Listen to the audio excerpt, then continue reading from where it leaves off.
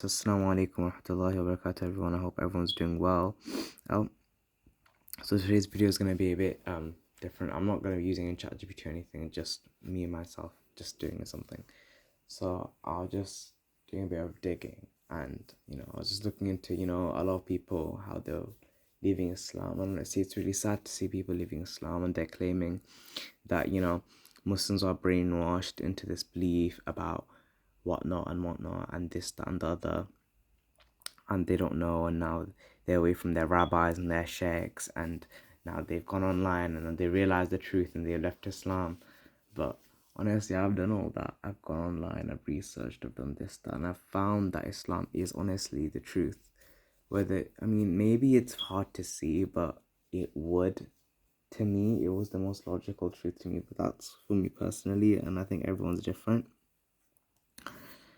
But one thing that a lot of people were mentioning is how Islam's about violence, and how the Tawbah is about violence, and it says that that Quran can't be from God, or it can't be like, how can Islam be a peaceful religion when it mentions some verses on killing infidels and non-Muslims, whether Muslims do it or not, right? So number one is Muslims aren't doing that. So why do you think Muslims aren't doing that? Why do you think the sheikhs in the mosques aren't preaching that if that was what we were meant to be doing? I think they would have preached that, or they would have mentioned that, go fight the non-Muslims or go hate on the non-Muslims. They don't say that though. That's number one. And also you find that, Surah Tawbah is very different from any of the other surahs. Why? Because you have to, for example, like, it's with anything else, the Bible, or with anything else, or even with speech. For example, let's say I say, oh, I don't know, like, let's say I say, oh, stop or I'll shoot, right? Now that sounds very violent. Now, out of context, that sounds very inappropriate, right?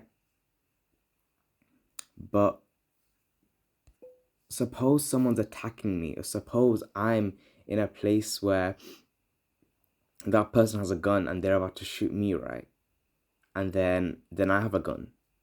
So I'm like, stop or I'll shoot you, as a defensive measure. Would I be in the wrong there? No, because I'm doing self-defense. No one would blame me for doing self-defense. Same with, let's say you physically harm someone, let's say you attack someone, but they attacked you first and you were only defending yourself and they got hurt in the process. Would you be blamed for that? No. So similarly, the verses in Surah Tawbah were verses on self-defense. Like, you have to put it into context, like I did with the examples above. All the verses that tell, kill them and all this, or kill the non-Muslims, the infidels and whatnot, this was in the context that, the Muslims have been trying to seek peace with so many of the other non-Muslim tribes and all the other Arabian and all over the Arabian Peninsula, right? But they were not listening to any peace treaties and whatnot, and because they were breaking the treaties and because they were breaking also all forms of peace, and they didn't want any forms of peace, then the last measure, so the Tawbah, was revealed. If they're not going to listen to you peacefully and they're attacking you, and you have to defend yourself, then defend yourself, because before that point the Muslims were being persecuted for their own religion. They weren't being able to practice. When they went to Medina, the Jews, they conspired against the Muslims, and then, not say that, not no hate to Jews or anything, but the Jewish tribes there, they conspired against the Muslims, and they went with the Quraysh, the opposing tribes, and they caused problems for the Muslims, and they broke the treaties and they attacked the Muslims even though they had peace treaties. After all of that, then the verse of Surah Tawbah came, fight them.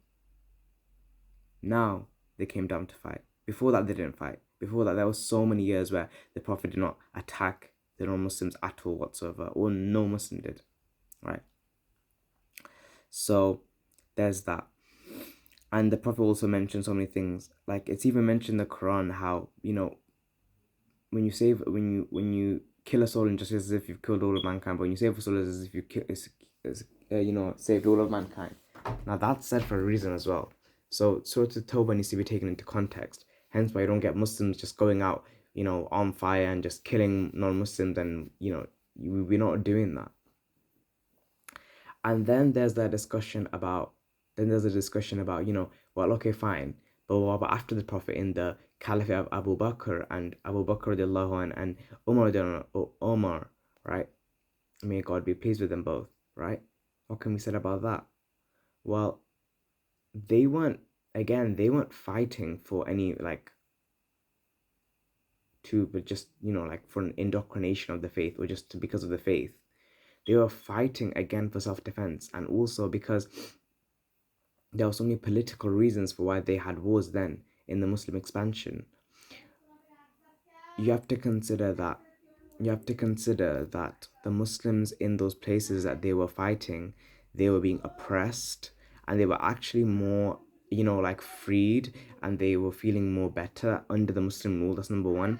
A lot of the places that the Muslims did conquer, none of the non-Muslims are forced to convert in any way, and the reason why they had to pay that jizya tax, that they had to pay for security, right? They paid that, and it was similar to the zakat system that Muslims paid it, so that it can be, so they can fund the Muslim, like the Muslim empire and whatnot. It was like how you pay normal tax nowadays. Would anyone be freed from tax? No. So it's just a fancy name for just, okay, you're a non-Muslim, but that doesn't exempt you from paying tax. You're also a citizen. You're considered a citizen in this country. You need to also pay tax. Simple, all right? You want to be a citizen in this country, for example, when you become a citizen in any country, for example, if you want to get British citizenship or something like that, do you get British citizenship for free? No, you don't. You have to pay for it, and a huge sum, like 1 point something K. That's what any citizenship, you have to pay. You don't get citizenship for free. You don't get naturalization or anything for free. That's just an example of the UK, and that can be for anywhere else. Similarly, when you pay that tax to the Muslim empire that non-Muslims pay, that's like citizenship fee. It's like you're a citizen, you have to pay some sort of tax.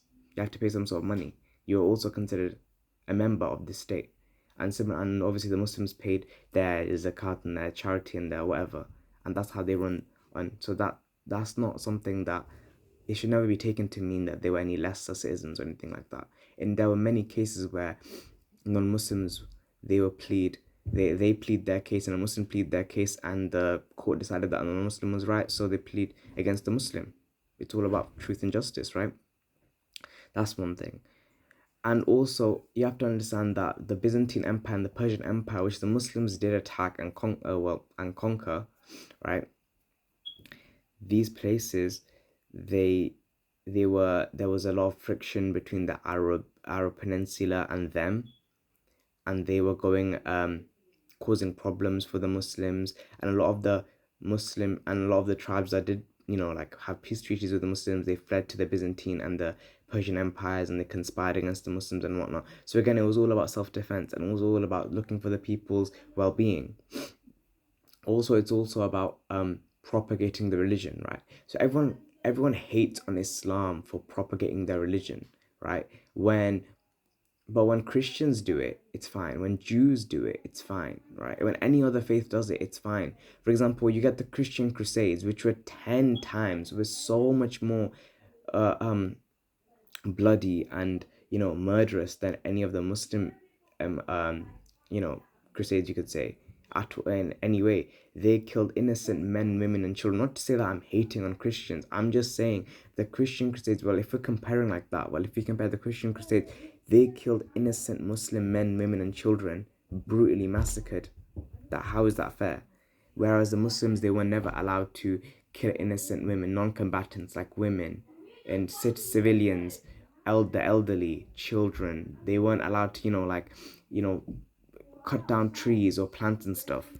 They weren't allowed to cut down trees and plants and stuff that were, like all this stuff, like all these rules. Their rules are very stringent. Even Muslim scholars today, who,